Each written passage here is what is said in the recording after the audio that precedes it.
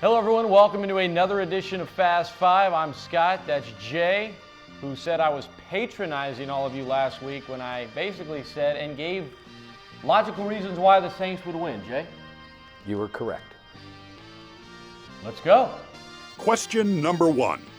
UL's football season is halfway over and they sit at 2-4. With the second half of the season in front of them, Louisiana will blank. Louisiana will be bowl eligible. They're going to get to 6 wins, possibly 7. When you look at the last 4 games on their schedule, they're not going to be favored at App State. There's still some things to work on, no doubt. But the bowl eligible is the big thing here. Playing at South Al on a short week whenever you travel a week before is a little concerning. But even if you drop that game, the other 4 they're going to be favored in.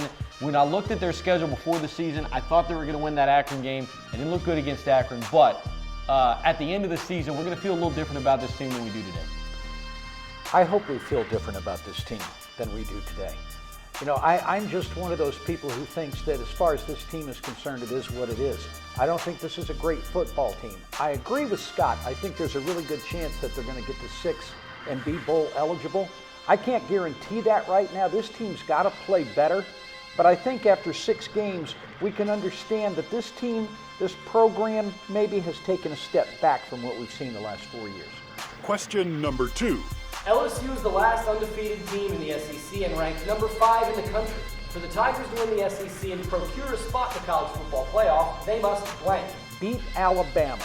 If the Tigers can go ahead and afford to lose a game somewhere, but it can't be in Tuscaloosa. Because if Alabama wins that game, they're probably going to win the West and probably going to win the SEC championship and probably going to be in the college football playoff. If LSU is going to be there, they got to win in Tuscaloosa. And Jay's probably right. I'm with him there. And clean up the special teams.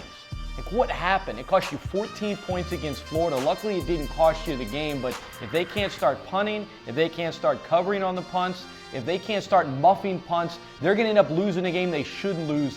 Clean up special teams if you want to get to the college football playoff. If you do that, then you have a chance to beat Alabama. So they go hand in hand. Hey, that's a first. Yeah. Question number 3. Who dat? The Saints beat the Falcons last week despite Jay calling Scott patronizing for suggesting they would. Whenever New Orleans beats Atlanta, it's blank. Expect it. Come on. Oh, come on. Sean Payton is 13-4 against the Falcons. Drew Brees is 14-5. I don't care what the records are. Atlanta, shove it. Wow. Now, whenever New Orleans beats Atlanta, it's cause for celebration. Regardless of what the team's record is, Saints have got 2 wins this year, but they're against Dallas and Atlanta. If they win one more game and it happens to be against Atlanta, I don't know of anybody who's going to say it was a totally disastrous season. Something good will come from it. Question number 4. The New York Mets have been straight fire this postseason. In particular, Mets second baseman Daniel Murphy. His performance this postseason can best be described as blank. Worthy of being the most valuable player in the playoffs. The guy's been unbelievable. Not only has he hit a lot of home runs, he's gotten some clutch hits as well. The guy has been the best player on the field the first 2 series, and I'm talking about all of the teams that have been in the playoffs. He's been the best ball player, period. I mean, not the best word, but because it's used a lot, but it truly is unbelievable. I mean, if you had said, pick a player on the Mets that's going to set a record for consecutive games in the postseason with a home run, you wouldn't have chose Daniel Murphy. He is straight fire right now. He says, I don't know where the power came from, but hey man, don't ask, just keep doing it. Meet the Mets, meet the Mets. You don't want me to push you again. You really don't. Question number 5. October 21st, 2015, the day Marty McFly went to the future.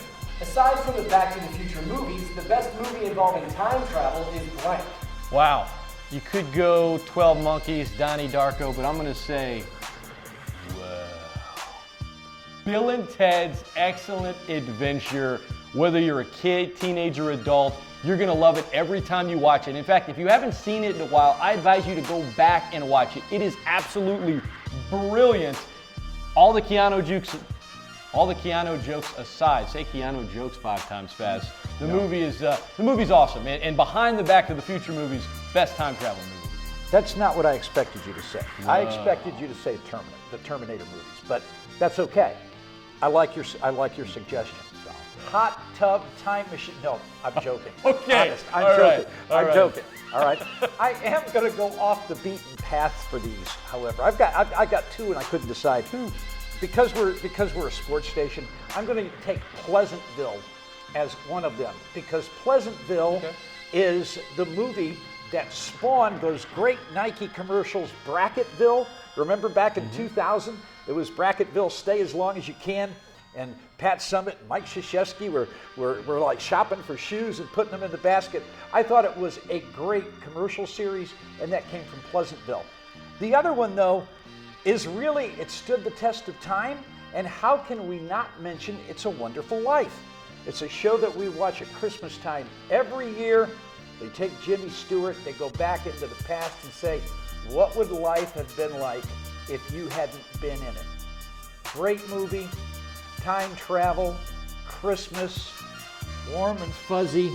It just doesn't get any better than that. All right.